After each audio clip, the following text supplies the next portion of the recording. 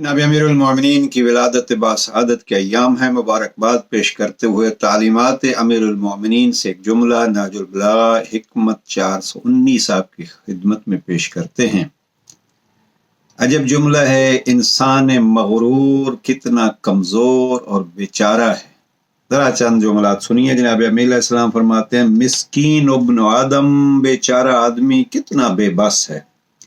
मौत उससे छुपी हुई है, बीमारियां उससे पोशीदा हैं, उसके आमाल हर एक अमल उसका महफूज किया जा रहा है।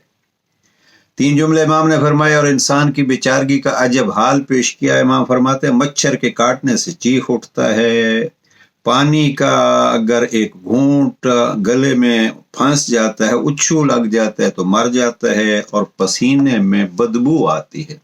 ये है उस मगरूर इंसान की हालत।